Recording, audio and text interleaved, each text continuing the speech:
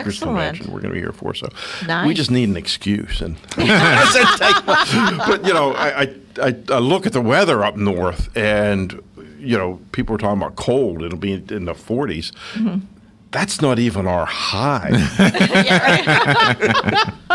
But I have been to West Virginia, and that's a beautiful state, It really too. is. Although It I really can't say I've been there in the winter. I don't think I've ever been there during the winter. So It's not as bad as you get a little further north into Ohio or Pittsburgh, or where my wife's from, Michigan, where summer is July 4th and 5th. So Right. well, thank you for coming in. Are we here to talk about a book that you've talked to us about before, or a new book? Well, actually, whatever. Anything? What's going on? I guess what maybe will help your listeners the most to understand the real revolution that's happening in our country. Oh, yes. It's Tell me, all tell me. about energy, and you know, Yes. it's so impactful to Florida because these last 2 years, I can't tell you how many folks from our part of the world are coming down here to vacation in Disney, and, Right, and not right. just Disney, but Right. the whole darn state, because they can afford to. They have the money to do it now. So our economy has grown to that point. And what I That's do a good- now, that's a good report, yeah. Oh, it's huge. And you know, of course, Disney's been able to raise ticket prices because they can, because people are coming down here and spending a week. Yeah. I mean, Yeah, and yeah, we've been coming for years, but it's amazing how many people that have never been here are coming down. Yeah, yeah, oh yeah. We depend on that too. The state absolutely has to have tourism to survive. We don't have a sales tax. Yeah. I mean an income tax. We have a sales tax, but not an income tax. And that's big because I just paid outside of Disney $1.99 for gasoline. Yeah, that's Think great. about what how long ago it was when Yeah. we were a lot younger. Right. that we thought $2 was expensive. Yeah. And I've seen $4.25. Yeah, yeah, So yeah, yeah. to have $1.99 gasoline makes it a lot easier to travel. But the other thing that's important is that a lot of what I do a lot of leadership and personal development stuff, but really what I've been doing the last 2 years is using this. If you took something you may not know, but if you took northern West Virginia, eastern Ohio, and western Pennsylvania, made a country, guys, out of that little section of the USA, Right. it would be the third largest natural gas producer in the world. Now think of what that means. And the only two places that produce more gas, and we call that the Shell Crescent. Right, We're right. like from Pittsburgh to Cincinnati, Okay. Ohio River. We Right. call that the Shell Crescent USA. And what my role is to market that. We've been marketing that region to the world and bringing industry back to the Rust Belt. So, and when industry comes back there, they're creating petrochemical and manufacturing jobs that some of them pay $90,000 a year. Now, someone that makes $90,000 a year, they can come to Florida. Yeah. Yes, they can. All right, I wanted to tell you, your name comes up a lot because you're not only an engineer and you're in favor of fracking, but you're also an environmentalist. Absolutely. Which this is an interesting thing for the caller who hasn't heard you, or I tried to channel you, and I probably do a poor job at it. And my reluctance in always saying yes, that Greg would be for fracking in Florida, because that's the part that comes up. They'll say, well, wait a minute, fracking is different in West Virginia than it is in Florida because we have a fragile ecosystem and we have the aquifer. So can you help me tell the listeners right now, and I'm going to try to absorb this so that I can be a better debater in the future. Is there a difference between fracking in Florida, where there's an Everglades and an aquifer, and someplace where there's more mountains? Well, let's clear up what the whole fracking is all about anyway. Okay. Because okay. fracking, what people don't understand is fracking is like putting tires on your car. You don't drill a well unless you frack, because it's part of that process. You get the well. There's a drilling to get the well down to where the reservoir is, where the oil and gas is. Okay. But then you have to frack it to get that gas out. And it's not a U.S. thing. Russia fracks. Saudi Arabia fracks. I mean, everybody fracks. So when, and here's what's happened. I'm going to put that on a T-shirt. That sounds. Everybody fracks. Everybody fracks. Fracking fuels, and we wouldn't have it. And it's bigger than just gasoline for our cars or heating our home or creating electricity. It's the phone that we're on. It's these signs in the room. It's half of our car. Because of? Petrochemicals. Okay. Because what happens, the oil and gas isn't just used to heat and to fuel. Right. It creates plastics and petrochemicals. And you can't go, none of us can go an hour, those bottles, this pen, are all made from petrochemicals. All the medical equipment, you walk into a hospital, your doctor's office, if petrochemicals would go away, our life would change and we'd look like the 1850s. Okay, can I put you on hold just for a second and ask you this question? Because this comes up. People will say, well, then why don't we use something else for fuel and use fracking and drilling for medicinal reasons and for plastics? And that, because if it's a finite resource, then aren't we hurting ourselves by putting it into our cars to run our cars? What is the response to that? Well, really, it's not a finite resource. And that's the massive thing that's important for people to understand is in this country, what we've done, the United States, because the reason we have $2 gasoline is because we've been fracking for 70 years. We've been horizontal drilling for 40, 50 years. But when we learned how to put those two processes together, we've really unlocked hundreds of years of natural gas. And it's going to, there'll be another energy source at some point. Okay. We don't know what that's going to be, but we're smart. We'll come up with something. But we're talking about hundreds of years into the future at today's technology. But something that people don't realize that Europe had the opportunity to do what we do, to open up their shales. And politically, environmentally, they decided that they're not going to frack. Okay. Okay, because so Europe doesn't frack. And what's the? They thought, well, I guess the environmental groups over there. And so what has been the consequences? The consequences is they're in worse shape because here's what's happening. Putin, in his infinite wisdom, runs two 48-inch pipelines from Russia to Europe. That's how they get there. And I'm thinking, well, wait a minute. Now, you don't want to frack there under your environmental laws, which are probably pretty strict like ours are. But Putin's fracking under his environmental laws. And selling it to them. And it's selling it to them. And at his price, which is not what it would be in Europe. Really? But oh my gosh. Now, and it gets bigger than that because our grandson from Gainesville here, when we leave here on Wednesday, we're going up to Parris Island, South Carolina. He's finishing his Marine Corps basic training. So he's a U.S. Marine now.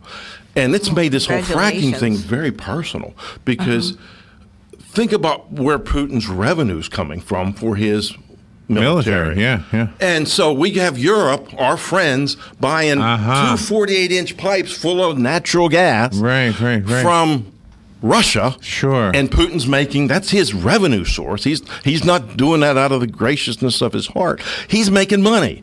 And that money is fueling his military. Now, my question is as a grandfather, is like, what's the odds that grandson of mine could be facing military people or weapon systems someplace on planet Earth that have been purchased because Europe, in their wisdom, decided not to frack? And did they help the planet? No, because Putin's, I can guarantee you, Putin's still fracking. He's going like they're the number 2 natural gas producer in the world, number 1 oil producer, and us and Russia we fight that battle. Who's going to be number 1 this month? So can you imagine?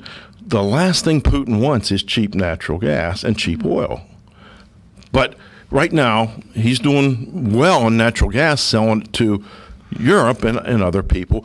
And even the folks in New England, Governor Cuomo of New York doesn't like pipelines. So they didn't run pipelines up into New England. Not like, a lot of the gas, even from Florida, is coming from my part of the world. It's coming from pipes down. I mean, we used to get gas on the Gulf Coast. Now we're shipping. So what about the drilling in the Gulf, that kind of drilling? Is that a problem, or? I don't see it. We've been doing that. Is that also considered fracking? Oh, we do. We do frack. Underwater, okay. Well, we drill and then we frack. But the thing, even in the Gulf, we've been doing that for so long, but they're not as, those wells, because of what's happening in the Shell Crescent, my part of the world, and in Texas and Oklahoma and the Balkans up in the Dakotas. Because of all that onshore gas, it really isn't as economic to drill. Those offshore wells are expensive. So what's happening, a lot of that offshore gas is being replaced by onshore gas, which is cheaper. Is Texas still a big oil producing state? They're actually I think they're number two in oil, because I think the Balkans beat them. But we actually, our part of the world in 2017, we passed Texas in natural gas production. So the oil rigs that we used to see in all the pictures that were closed down in Texas, they're working again? They absolutely are. Wow. And why did they stop working? What happened? They had some issues. I think, what happened is OPEC decided, I love this, isn't it? So it's all political. What's political and it's economic, because what happened is OPEC was the leading oil producer in the world. Now all of a sudden, because of horizontal drilling, hydraulic fracturing, we became number 3. But that oil that we threw onto the world market drove the price down. So Saudi Arabia and all the OPEC countries, and Russia included, looked at that and said, we're going to get those guys. So they thought, well, if we just flood the market with oil, we're going to drive the price down. And we saw that. I paid $1.29 a couple of years ago for gasoline. So they drove the price of oil down to like $40 a barrel, hoping that they would drive the U.S. out of business, and then they could would own the market. But it didn't work, because our producers were smart enough to figure out, how do we get more efficient? And finally, it was really comical. Saudi Arabia kind of threw up their hands as we lose. And I was at a conference 2 years ago in Houston, and a delegate from Saudi, it was World Petrochemical Conference. I thought I'd never hear this, being a child of the 60s and 70s. And this gentleman stands up and he says, in Saudi Arabia, we can no longer compete with the United States in oil and gas. Wow. I thought I was going to fall out of my chair. Wow. That's what's changed. Okay, I'm going to ask you a question. This might not be a fair question, and maybe I'm going to ask you to speculate, but that's my disclaimer right there. When we hear rhetoric that fracking and drilling in general is bad for the environment, and we latch onto it and then repeat what we've heard, are we actually being manipulated by people who would like us to believe that, but they may not believe it themselves? Is it like the bad guy giving us I tend to believe that there's some of that out there, because we know that in Europe, there's already been, stuff that's already been out here in the last 3 years, that Putin and OPEC influence some of. So they would like us to believe. Oh, they would love. I mean, Putin. That it's bad for the environment. If you ask Putin, is fracking bad? He's absolutely made the statement. Oh, it's terrible. But he does. But he does it. He does it. It's what he's really saying. It's bad for you, but it's really good for me. But oh my gosh. But think about what's going on worldwide. Because why I'm an environmentalist is. Like China. China. Yeah. And China's getting a lot of their energy now from us and from the Middle East. But the thing is, China burns a lot of coal. So does India. So do the dirtiest air is in that part of the world. Well, we all know that dirty air isn't staying in China and India. It's coming to see us. Of course. And there was an NPR story. It really moved me, guys. It was probably 3 years ago now. And they were talking about the air in New Delhi was so bad that 50% of the school-aged children had COPD. Oh, my God. And as a grandfather, father, I'm like, I mean, it rips your heart out. These kids are innocent. And they're stuck with. I've watched people die from that disease, but they were smokers. These kids didn't do anything. Okay, but so nobody ever? If they were starving, we just sent them food. Yeah. Nobody lifted a finger to help them until the American oil and gas industry started shipping natural gas to India. Our parish priest is from India. I said to him, Father, I said, tell me about New Delhi. He said, oh, it's really dirty there, Greg. And he stopped. And he said, but in the last year, I noticed when I stopped through there, the air is cleaner. And I said, what's going on? Because he doesn't know what I do. He said, they're using more natural gas. So really, our natural gas production here, by shipping that to places like India, is cleaning their air, helping their children. That's interesting. That nobody, now the environmentalists didn't do that. It was economically based, but still, that's the stuff that we can do. Okay, now let me tell you that we have had on the phone with us as a guest authors who've been coal advocates. They are in favor of coal. And when I bring this up, isn't this the dirtiest fuel we have? They say no, because we have ways to filter it now. Is that true? We can. We can do a lot to clean coal up. And I think we have a huge amount of coal. So I think what we really need to be doing is we don't need to be kicking any of our energy sources out, whether you're talking wind or solar, coal or natural gas, or even nuclear. We can do all these things, and we can do them safely. But we do need to be smart about how we do this stuff. And, for this part of the world, and I'm at the point where I'm not far away from the point where I really want to play more than I work. I've been there all my life. I'm a baby boomer, right? So we're at the point in our lives where we want to be able to play. Of course, that means I'm going to be having more of a fixed income. My earnings. Sure. Well, better than a broken income. Right, exactly. That's what I would say. But so what that means is energy is so important to the folks here that are retired, because everything's driven by energy. Oil prices go up, natural gas prices go up, food goes up, fuel goes up, and it messes with our fixed income. So the best thing we can have is cheap, abundant energy, because that helps all of us, particularly those that are on fixed income. Let me just reintroduce you. Greg Kozera is in the studio. He is the Director of Marketing for Shell Crescent USA. He's a professional engineer and an environmentalist with more than 35 years of experience in the natural gas and oil industry.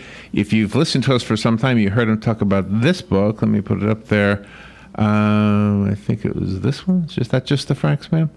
Oh, that's that's Just the Fracks, ma'am. That's that book. The other book you have was about leadership, which is two totally different topics, but something you're also really well versed in. One of the things that Robin wrote that you wanted to talk about was about China's tariffs. But can I throw in a question real quickly before we go anywhere else? Could you address the role or the lack of a role that energy contributes to global warming? What are your thoughts on that whole topic? That's a really great question, Larry. And it's fascinating because it smacks of leadership.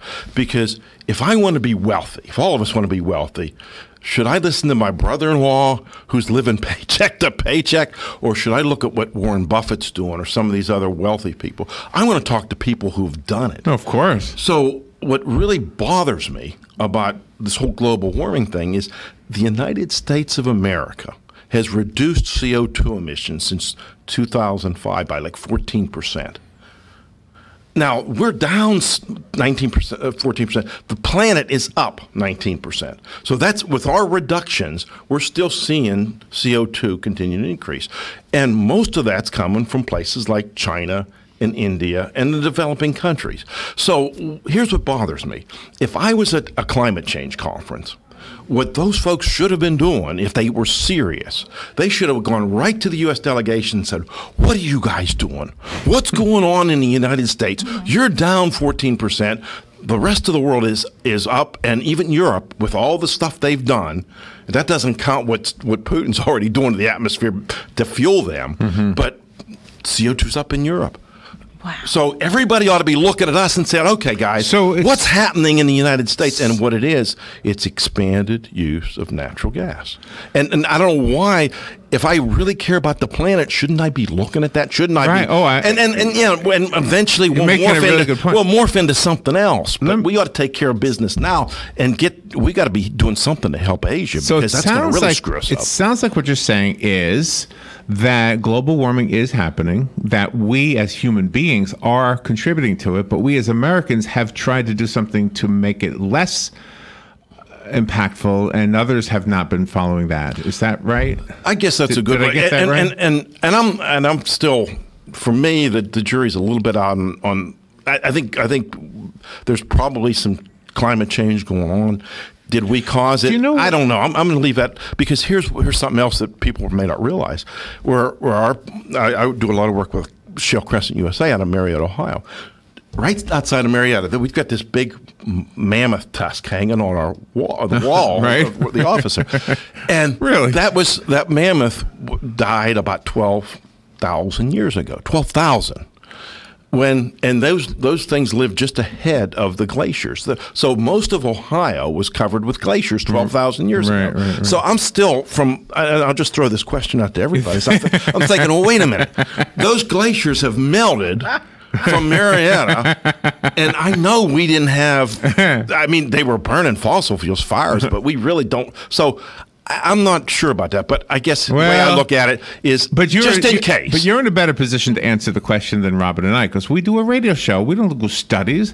But I want to tell you one author we had, and this is no reflection on any judgment I have, but he was telling us about an island in Chesapeake Bay that is sinking.